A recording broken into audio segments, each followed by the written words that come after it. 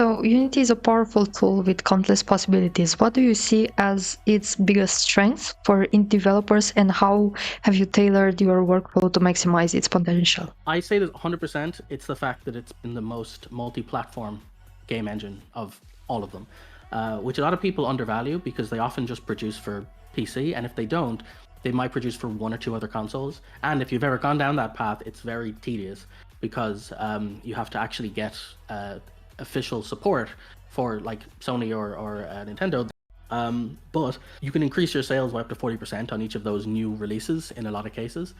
Or in my case, I do a lot of non-game dev stuff in Unity, which people are often surprised by, is there's tons of software out there. And at the end of the day, Unity is a rendering engine.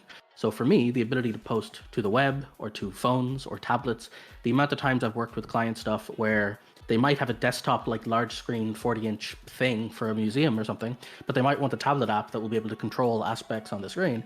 So nothing else beats the level of just choose a platform, press build, if you manage things correctly.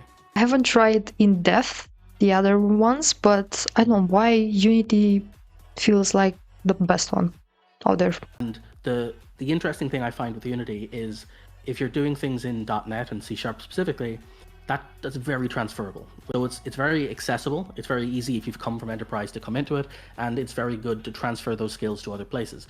But I used to say Unity's strength was game jams. It was very much the pick up, press play, build.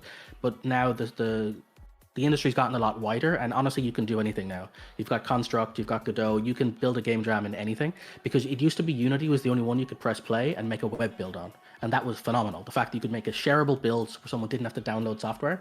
But again, because that's not the only one anymore, they're all equally viable. So I would say it's at least worth giving a 2-week challenge to each engine just to play with it, to see what you feel about each one, because you'll find that a lot of the ideas are the same, but the actual names or tooling will change. It'll get a bit confusing learning why they call them pawns in Unreal or what they do over here, but fundamentally you'll find that it's less scary to realize that most engines are solving the same problem. They just might have slightly different approaches to them.